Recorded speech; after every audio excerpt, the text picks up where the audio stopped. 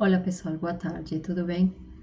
Me chamo Ivete, sou professora do Instituto de Economia da Unicamp e estamos aqui para dar continuidade ao conteúdo da disciplina de Estatística e Introdução à Econometria. Tá bom? Nesta ocasião, nós vamos dar continuidade então ao estudo dos intervalos de confiança, agora vendo o caso da proporção e da diferença de médias e proporções. Na aula passada, a modo de lembrança ou de lembrete, né, a gente observou, né, que a partir de uma amostra de tamanho n e tendo já definido o estimador a utilizar para estimar e analisar a média populacional a um determinado nível de confiança, a gente tem que esse intervalo de confiança, ou seja, uma estimativa intervalar para a minha média populacional, é função da estimativa pontual de um valor crítico que depende do nível de confiança definido e do desvio padrão do estimador que eu selecionei. No caso aqui, a média amostral, né?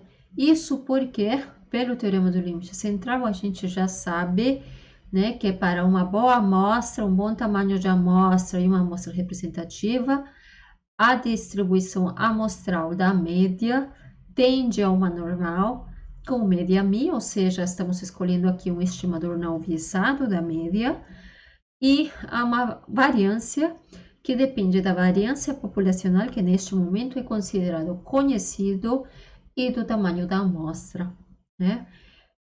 Observa que esse valor aqui, que é um escalar a princípio, né? No caso, coincide com um quantio da distribuição normal padrão. Por que que usamos esse quantio da normal padrão? Porque a distribuição amostral da média amostral tende a uma normal, mas principalmente porque a gente tem essa variância conhecida. Percebe que não faria sentido desconhecer a média populacional se você teve condição de conhecer a variância, né? Mas acontece que, para efetivamente considerar essa variância desconhecida, eu tenho que apresentar para vocês uma outra distribuição, que é a distribuição TD-Student. E, portanto, eu deixei isso para as próximas aulas, de maneira que a gente possa, em um primeiro momento, entender a mecânica do processo de construção de intervalos de confiança, logo a construção de testes de hipóteses, e aí sim incluir essa informação nova de uma distribuição diferente à distribuição normal, tá bom? Por enquanto, então, esse escalar, né, equivale ou é dado pelo quantio da distribuição normal padrão, pelos motivos já aqui colocados, tá bom? Mais uma coisa, a gente deduziu nas duas aulas anteriores, né, que esse termo aqui não é outra coisa que a margem de erro, né? Que margem de erro? A margem de erro especificada dado esse nível gama de confiança, tá? Sobre margens de erro, erro máximo e tamanho de amostra para atender ao nível de confiança e um erro máximo de estimativa para a nossa média, né? Eu vou deixar como recomendação o vídeo que trata daquele assunto na descrição deste, tá? De maneira que possam revisar caso haja alguma dificuldade ali na compreensão desses termos. Então, resumindo, a gente enfatiza aqui uma receitinha que, pelo menos por enquanto, vai funcionar para a construção de intervalos de confiança. Dado um parâmetro θ, neste caso específico foi a média, mas como vocês verão logo, podem ser outros. E dado um nível gama de confiança, esse intervalo de confiança vai ser dado pela estimativa pontual, no caso aqui o x barra, aqui de forma genérica estou representando por um t, mais menos a margem de erro, em que essa margem de erro depende de um escalar, dado no caso por um valor crítico do normal padrão, vezes o desvio padrão do estimador utilizado, tá? Se a gente utiliza essa regrinha, então, para outros parâmetros, por exemplo, a proporção populacional, a gente primeiro tem que levar em consideração a distribuição amostral do estimador que escolheremos usar. No caso, a proporção amostral, ou P-chapéu, certo? E a gente viu que esse estimador, que é uma variável aleatória no fundo, né, tende também a apresentar uma distribuição normal com média ou esperança P. Ou seja, trata-se novamente de um estimador não viesado e variância dada por P por 1 menos P sobre N, em que P é o parâmetro que eu pretendo estimar. Então, aqui vem a pergunta que a gente já analisou também quando aprendemos, quando estudamos a distribuição amostral da proporção. Se eu desconheço esse parâmetro P, e para construir o meu intervalo de confiança para esse parâmetro P, eu preciso dele, como é que eu vou definir esse desvio padrão? Né? O desvio padrão da proporção amostral. A gente viu que tem duas possibilidades, né? Lembra que esse desvio padrão vem para constituir o intervalo de confiança, que no momento é o nosso objetivo. Então, além da proporção estimada pontualmente e do valor crítico dado pelo gama, né, pelo nível de confiança, eu preciso de alguma maneira estimar esse desvio, se que eu não tenho precisamente, né? E aí surgem as duas opções que nós já estudamos, né? A primeira, que será associada a um intervalo otimista, né?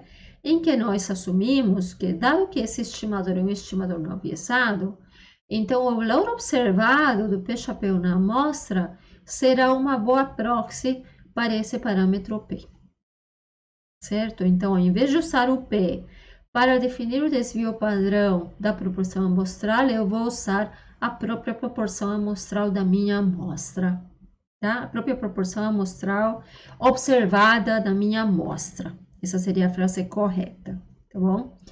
Uma segunda tentativa ou alternativa, na verdade, é considerar uma amostra piloto, ou seja, além dessa amostra, previamente eu trabalho numa amostra piloto, que normalmente vai ser menor, a partir da qual eu gero uma estimativa pontual para o parâmetro P. E é essa estimativa pontual que eu utilizo para calcular o desvio padrão da proporção amostral, tá? Mas é mais ou menos equivalente a usar essa estimativa pontual desta amostra, tá? A segunda alternativa, como a gente viu, né, consiste em aproveitar uma característica matemática geométrica desse produto P por 1 menos P que aparece no numerador da variância amostral ou da variância da proporção amostral. Que é o quê? Que esse produto, dado que P assume valores exclusivamente de 0 a 1, esse produto será sempre menor ou igual que 1/4, né? Se esse produto é menor ou igual que 1/4, então, aplicando o teto, ou seja, o valor 1/4, eu terei aqui um desvio padrão, que vai ser, no máximo, a raiz de 1 sobre 4n, portanto, né, esse valor aqui será o máximo possível para esse desvio padrão, o que faz com que eu obtenha no final um intervalo conservador que me estima essa proporção. Por que conservador? Porque se esse P por 1 menos P, no máximo 1/4, pode ser que ele seja menor. Portanto, esse desvio padrão vai ser menor, portanto, a margem de erro vai ser menor e eu terei um intervalo mais fechado, mais estreito, né, com uma amplitude menor, né? Porém, nesse caso, dado que eu estou assumindo o teto, né, o valor máximo, eu terei aqui uma margem de erro maior, portanto, uma estimativa menos precisa, mais conservadora, tá bom? Essa é a lógica, então, para resolver essa situação. E se a gente extrapola, então, faz uso daquela intuição que a gente vem construindo para o cálculo desses intervalos de confiança, a gente vê que é um padrão, né? Eu posso, então, utilizar esse mesmo procedimento para a construção de intervalos de confiança para a diferença de médias populacionais, 1.000 menos 1.002, e para a diferença de proporções populacionais, P1 menos P2. Agora, pense, em que casos que eu precisaria de calcular esses intervalos de confiança? Bom, posso, por exemplo, querer comparar a vida útil de dois produtos equivalentes e verificar se a diferença, em média, no tempo de vida útil desse produto, né? Posso verificar, de repente, o apoio, né, eleitoral de duas regiões diferentes para um mesmo candidato ou para um determinado partido político. Será que de fato o apoio que o partido tem em uma região A é diferente ou é maior que aquele apoio recebido pela região B ou da região B? Nesses casos, então, pode ser interessante construir intervalos de confiança para essas diferenças, tá bom? E veja que o padrão é o mesmo, pelo menos até o momento vai funcionar. Eu tenho um parâmetro aqui, que no caso é a diferença de médias ou de proporções que eu quero estimar por intervalos, usando intervalos de confiança, né? Para isso, eu seleciono um estimador o mais consistente possível, né? Ou seja, de preferência não viesado, né? Então, para isso eu vou utilizar aqui, e eficiente também, tá?